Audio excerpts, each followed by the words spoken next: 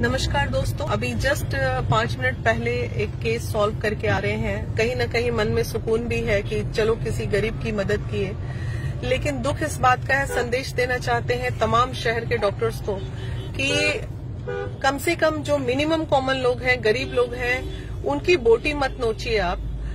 एक critical case hospital में आता है, एक्सीडेंटल केस है, एक जवान महिला हॉस्पिटल में आती है और वो इतना क्रिटिकल है कि शायद उस हॉस्पिटल को पता था कि ये केस हमें नहीं लेना चाहिए था। वो इनफैक्ट आज खुद बोले ये बात, और उस केस को सॉल्व करने के लिए, ऑपरेशन के लिए उन्होंने 1,65,000 रुपए जमा करवा लिया।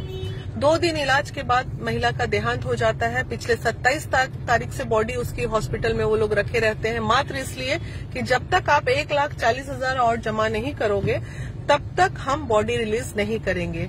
चूंकि वो एक गरीब इंसान है, बरबीघा गांव का रहने वाला, और उसको कोई यहाँ मदद का आसार, इस पटना शहर उसके लिए बॉम्बे बराबर लगता है क्योंकि वो लोग बाहर से आते हैं, तो बेसहारा तरीके से वो कहीं न कहीं उसका लक अच्छा था जो हमारी मेंबर ज्योति से उसकी मुलाकात हो गई और ज्योति ने हमें इन्फॉर्म किया। हम गए, स्थिति देख के 1,40,000 तो डॉक्टर ने माफ कर ही दिया, साथ ही साथ जो 1,65,000 जमा हुआ था उससे भी वापस हमने 1,00,000 रुपए ले लिया। लेकिन क्या ये एक डॉक्टर को चाहिए कि मरे हुए लाश से भी वो बोटी नोचते हैं? ये बहुत गलत है। सभी डॉक्टर्स से अनुरोध है, जो भी क्रिटिकल केस है अगर आप सॉल्व नहीं कर सकते हैं तो प्लीज ना लीजिए, और अगर लेते हैं तो कम से कम किसी गरीब की मदद कीजिए, क्योंकि आपको भगवान का रूप दर्जा मिला है डॉक्टर्स को, और डॉक्टर्स ही इस तरह की हरकतें कर रहे हैं। तो ये तो मात्र एक केस था जो मेरी नजर में आ गया।